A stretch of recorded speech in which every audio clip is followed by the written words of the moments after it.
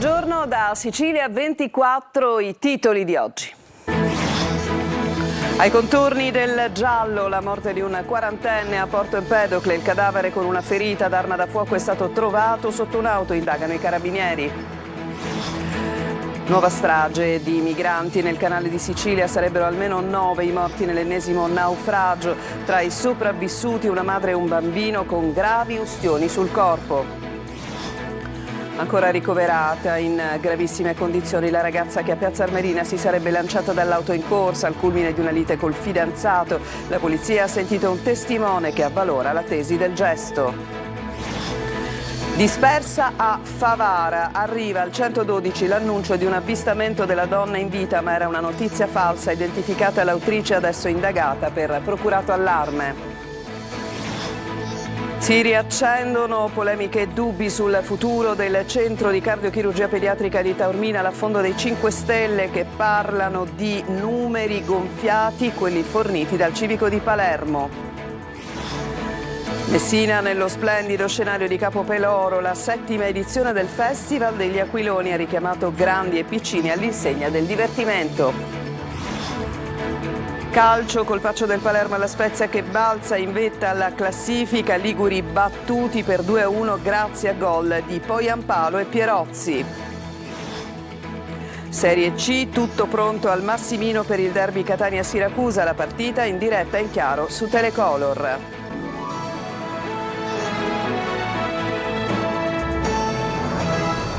Ben trovati, è un mistero a Porto Empedocle, il ritrovamento di un cadavere, quello di un uomo di 40 anni, trovato appunto morto sotto un Fiat Fiorino in contrada Le Cannelle, sul corpo una ferita da arma da fuoco. I carabinieri indagano. Davide Sardo. Giallo a Porto Empedocle, il corpo di un uomo è stato trovato sotto un Fiat Fiorino in contrada alle Cannelle. La vittima è Alfonso Spalma, 40enne empedoclino. A dare l'allarme sono stati i soccorritori del 118, pensavano a un incidente stradale. Sul posto anche i vigili del fuoco e i carabinieri di Porto Empedocle. Dentro il Fiorino è stato trovato un fucile da caccia, l'arma non ha sparato e apparteneva alla vittima. Dopo i primi controlli, i carabinieri hanno escluso l'omicidio, la dinamica però resta poco chiara. Non si sa ancora se Alfonso Spalma sia morto per un malore o a causa dell'incidente. Sul posto anche il pubblico ministero di turno ed il medico legale che hanno seguito le prime verifiche. Alfonso Spalma era molto conosciuto in paese. In inverno si occupava del suo gregge e produceva formaggi. In estate lavorava come cameriere nei ristoranti della zona. Una persona semplice, sempre dedita al lavoro. La sua morte improvvisa ha scosso tutta la comunità di Porto Empedocle. Le indagini continuano per capire cosa sia davvero successo in contrada alle Cannelle. E una persona con una ferita di arma da fuoco è stato ricoverato all'ospedale di Caltagirone. Secondo una prima ricostruzione sarebbe stato colpito con una fucilata sparata da un cacciatore. L'uomo, che ha detto di essere stato ferito mentre era da solo, non è comunque in pericolo di vita. Sull'accaduto indaga la polizia del commissariato locale. Sarebbero almeno 9 i morti nell'ennesimo naufragio della Speranza nel canale di Sicilia. Ci sono 2 sopravvissuti, una madre e un bambino che però riportano gravi ustioni. Sono stati condotti d'urgenza all'ambulatorio di Lampedusa, dove sono 804 i migranti all'hotspot. Orazio Longo.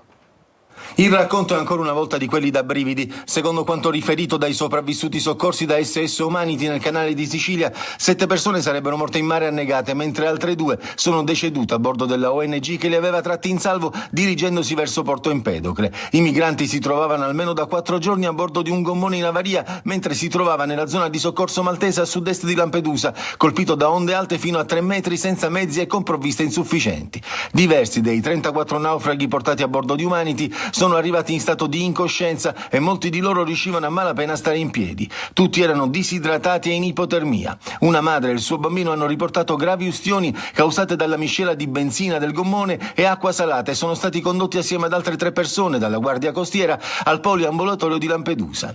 Il forte vento ha reso particolarmente difficili i soccorsi aerei, l'ennesima tragedia del mare che si ripropone nella ricorrenza del 12° anniversario del naufragio del 3 ottobre che provocò 368 morti a Lampedusa.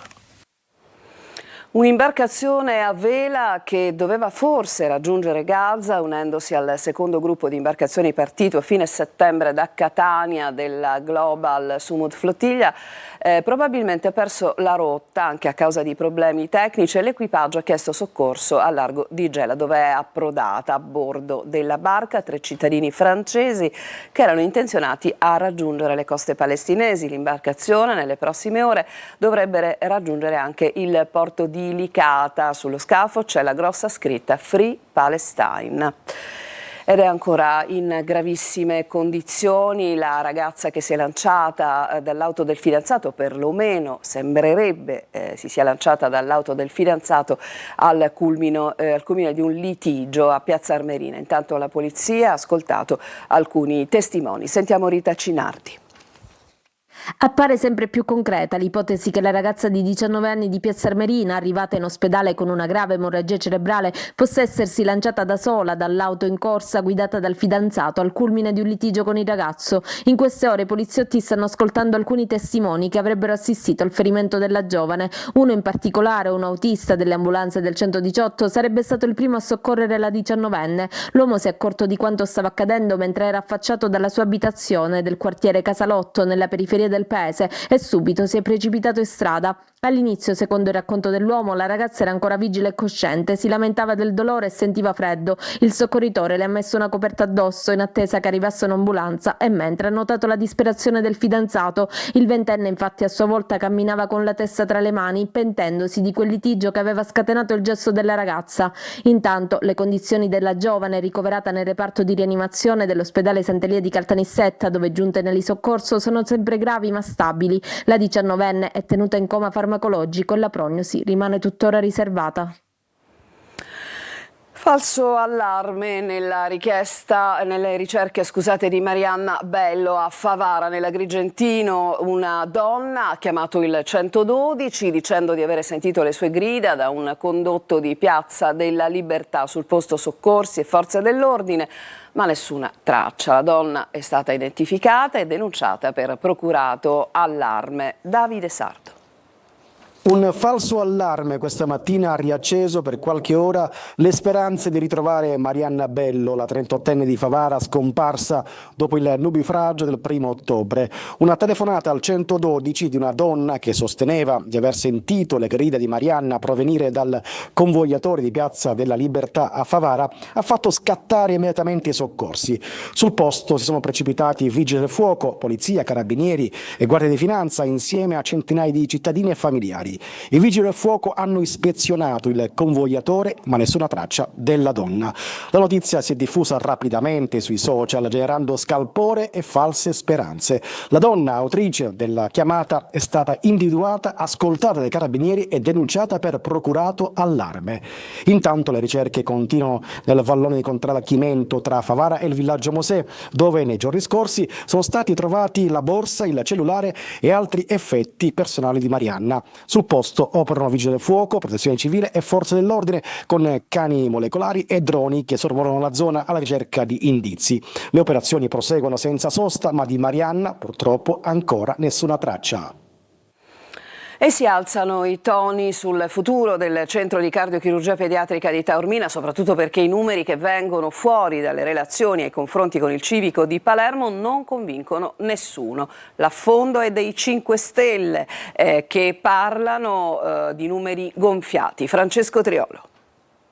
A denunciare per prima è stata la CISL di Messina. Qualcosa nei numeri della rete sanitaria tra il CCPM di Taormina e la cardiochirurgia pediatrica del civico di Palermo non torna. Come non torna la definizione di Taormina come Spock di Palermo. Il gioco delle 3 carte, ha detto qualcuno. CGIL e UIL hanno reiterato l'allarme, così come il Movimento 5 Stelle. Su Palermo sarebbero stati dichiarati numeri e valori gonfiati o comunque fuorvianti che attribuiscono un peso medio alle procedure chirurgiche eseguite, 5,5 per il 2004 e 6,5 per il 2005, ben più alto di quello reale se riferiti alla disciplina della cardiochirurgia pediatrica. Il Civico non supera valori di 2,2-2,3, mentre Taormina viaggia stabilmente sopra 3,61. I numeri sembrerebbe che siano stati aumentati inserendo non solo gli interventi chirurgici della cardiochirurgia, ma anche i ricoveri e le eventuali visite che sono state inserite. Su questo i colleghi De Luca e Gilistro daranno con certezza e contezza i numeri reali. Il rischio concreto è quello che il Bambin Gesù di Roma decida di rinunciare alla sua presenza, lasciando di fatto il San Vincenzo e portando con sé medici e sanitari che hanno fatto diventare il reparto di Taormina un'eccellenza riconosciuta a livello internazionale. Adesso ci fermiamo, c'è una pausa, torniamo tra poco.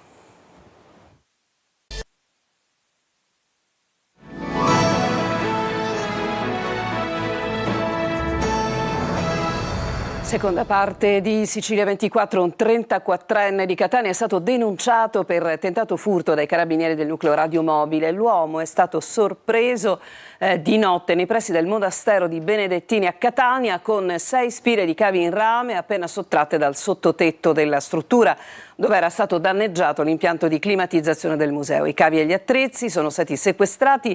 L'intervento è avvenuto grazie alla segnalazione di una guardia giurata.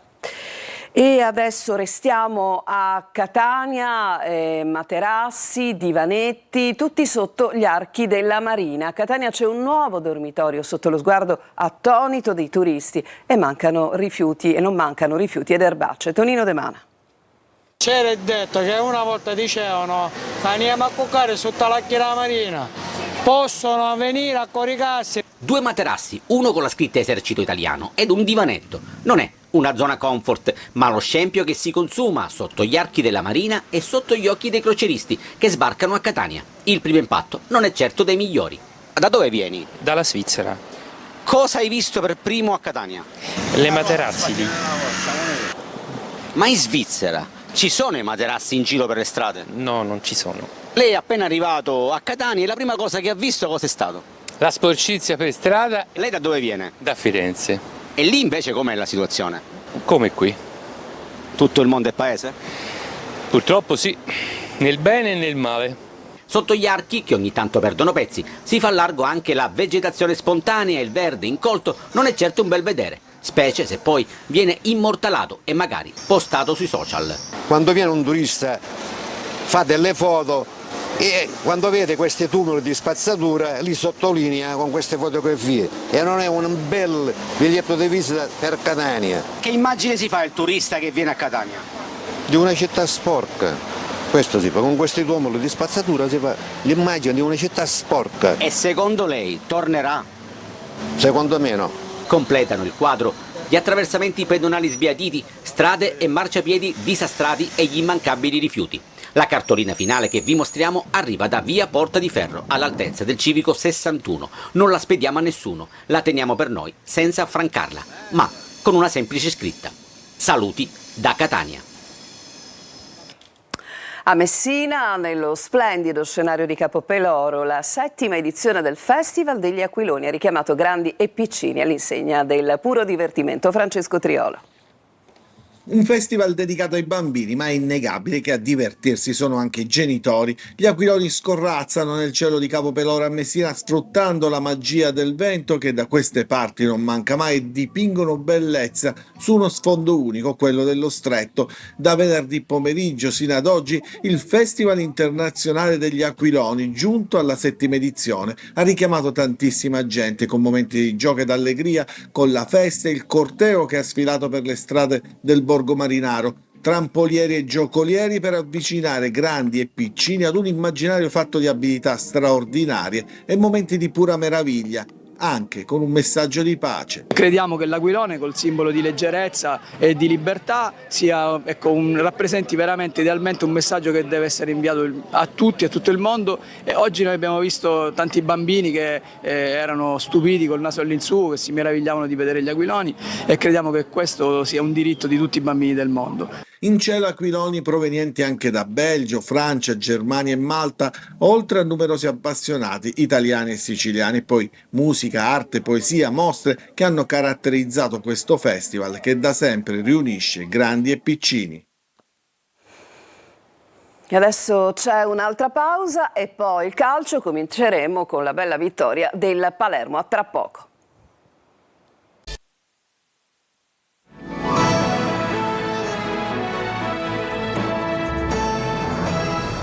E siamo tornati in studio per il calcio, subito alla Serie B con il Palermo, concreto e vincente contro lo Spezia, è finita 2-1 con i gol di Poyampalo e Pierozzi, Palermo primo in classifica. Sentiamo. Pratico, concreto e vincente. Il Palermo sbanca il picco, vince 2-1 contro lo Spezia e mette in cascina 3 punti d'oro. Dopo 2 prestazioni poco brillanti, la squadra di Inzaghi ruggisce e addenta lo Spezia. I rosanero soffrono solamente nel finale, ma per larga parte del match sono sul ponte di comando e non rischiano praticamente nulla. Inzaghi lascia fuori Brunori e mette dentro Palumba assieme alle Donne con Poyampalo al fiero offensivo. Palermo che parte subito aggressivo, Veroli sfiora il gol, ma alza troppo la mira. Poi altra occasione, caos in area ligure, Poyampalo non riesce a segnare da pochi passi. Si fa male intanto Bani, entra Diakité. Il Palermo non perde la bussola e al 42esimo trova il gol. Cross in area di Palumbo, mischia e rete di Poyampalo che è lesto a battere il portiere dello Spezia, 1-0. Ripresa, entra Giasi al posto di Diakité. Il Palermo controlla il match al 58esimo, raddoppia. Angolo, tiro svirgolato di Poyampalo, mischia e colpo di testa di Pierozzi che la piazza all'angolo, 2-0. La gara scorre, la banda di Inzaghi segue lo spartito senza stonature, i cambi anestetizzano i ritmi. Solo nel finale la partita si riaccende, rigore per lo Spezia per ingenuità di Blen. Joronen pare rigore, ma sulla ribattuta lo Spezia segna su autogol di Giovane. Nel finale il Palermo rischia, ma ancora il portiere rosanero salva. 2-1 e 3 punti cruciali per la formazione rosanero. Siamo molto contenti, oggi veramente abbiamo perso Bani che è il nostro leader e la squadra è stata straordinaria, veramente, insomma non vincevamo da più di 90 anni su questo campo, ma questa squadra aveva già sfatato il tabù Caserta, il tabù Castori e oggi c'era anche il tabù D'Angelo per me perché non avevo mai vinto con lui e poi un campo difficile perché se non si vince da 93 anni vuol dire che qui non è semplice, però la squadra ha fatto una grandissima partita.